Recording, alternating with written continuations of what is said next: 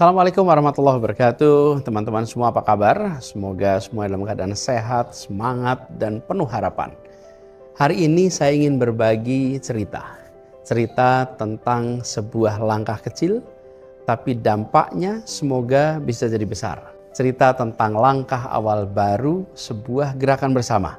Cerita tentang menghubungkan dua sisi harapan. Jadi tanggal 14 Mei yang lalu, kita meluncurkan sebuah gerakan yang kami beri nama Aksi Bersama. Ini bukan perusahaan komersial, ini bukan institusi negara, ini bukan partai politik, tapi ini gerakan.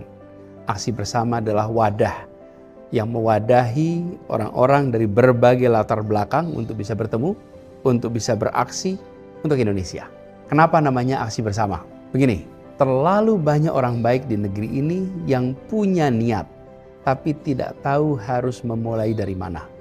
Dan terlalu banyak pula masalah nyata yang kita hadapi, tapi kita tidak semua bisa langsung ditangani oleh pemerintah.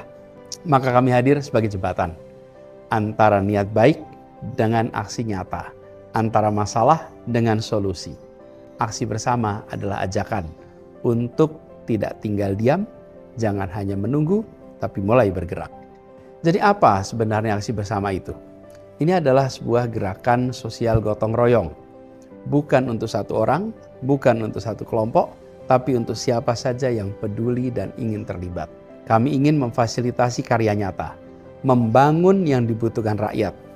Bukan sekedar yang mudah, tapi yang berdampak. Kita bisa mulai dari yang kecil, yang konkret, dan yang sangat dibutuhkan. Dan bisa dilakukan bersama-sama. Bukan proyek-proyek besar yang perlu dana triliunan, tapi proyek-proyek yang langsung terasa manfaatnya. Dan proyek pertama kami adalah membangun jembatan gantung.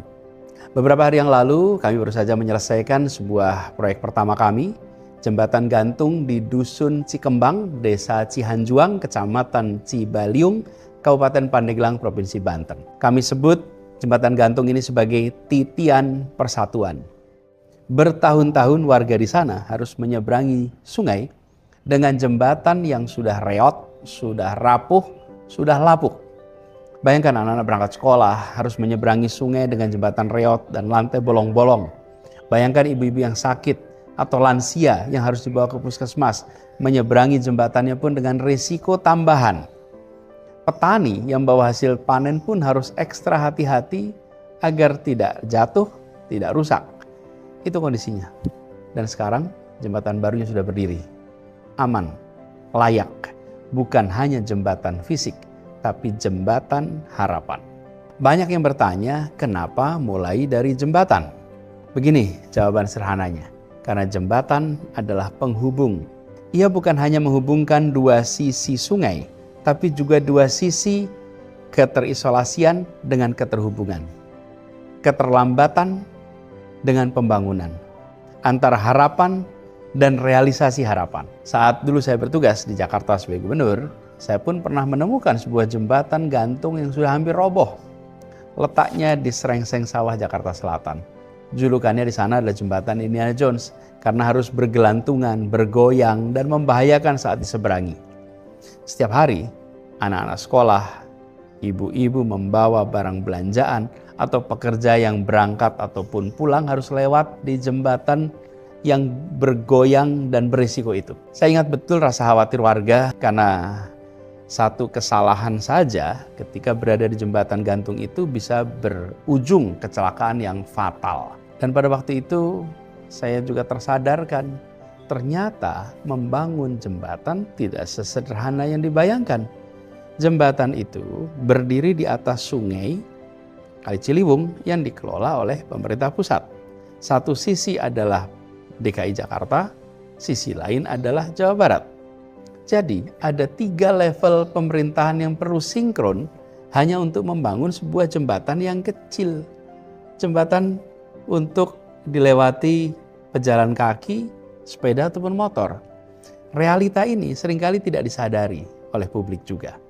Jadi di balik jembatan reot yang belum dibangun di berbagai pelosok negeri, seringkali ada kerumitan administrasi, soal kepemilikan lahan, soal siapa yang punya kewenangan, Siapa yang memiliki lahan di situ? Bagaimana soal anggarannya? Nah, karena itu kita juga jangan mudah menghakimi pemerintah daerah. Kita perlu paham bahwa sering niatnya sudah ada tapi eksekusinya terkendali. Nah, dalam prakteknya di Indonesia ini sungai sering dijadikan sebagai batas wilayah. Wilayah antar desa, antar kecamatan, antar kabupaten, antar provinsi. Sehingga kerumitan yang tadi saya sampaikan benar-benar menjadi problem utama. Siapa yang harus nanti mengalokasikan untuk anggarannya, sumber dayanya? Nah, disitulah kemudian kita ingin hadir bersama untuk memberi solusi. Disitulah kemudian kenapa aksi bersama memilih hadir. Bukan untuk menggantikan pemerintah, tapi untuk mengisi celah yang belum sempat terisi. Bukan untuk menyalahkan, tapi untuk membantu dan menghasilkan karya nyata yang dirasakan manfaatnya. Jadi, jembatan bukan hanya simbol pembangunan fisik, tapi ini juga simbol perjalanan menuju masa depan.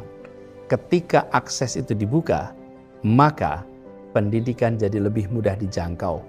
Pasar lebih mudah dijangkau, ekonomi menjadi lebih baik.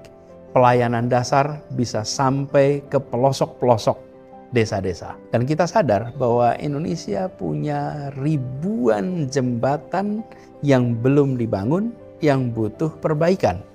Bukan hanya di Banten, tapi di seluruh pelosok. Di Kalimantan, di Sumatera, di Sulawesi, di Nusa Tenggara, di Papua, di Jawa, di berbagai tempat.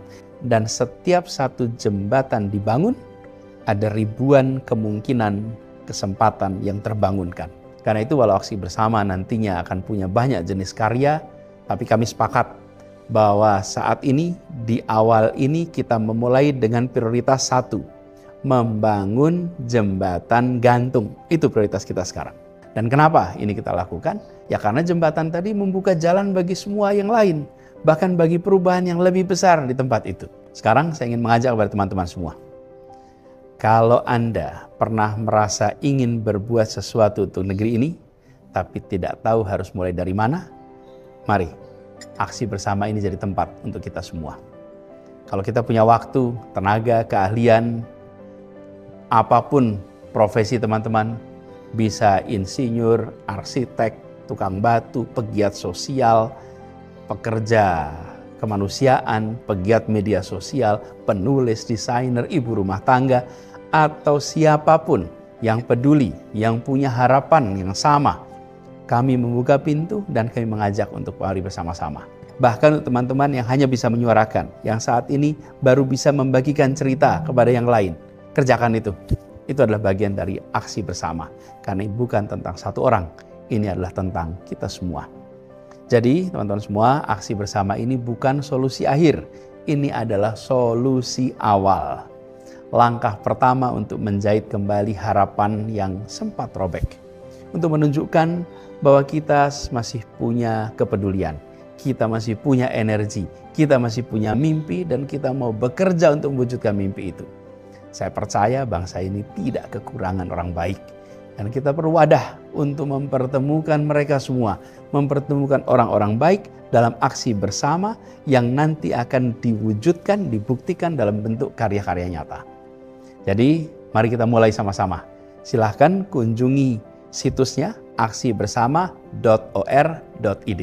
Dari satu jembatan, dari satu desa, dari satu langkah, sambung menyambung menjadi satu untuk Indonesia yang lebih terhubung, yang lebih adil, yang lebih sejahtera. Terima kasih. Assalamualaikum warahmatullahi wabarakatuh.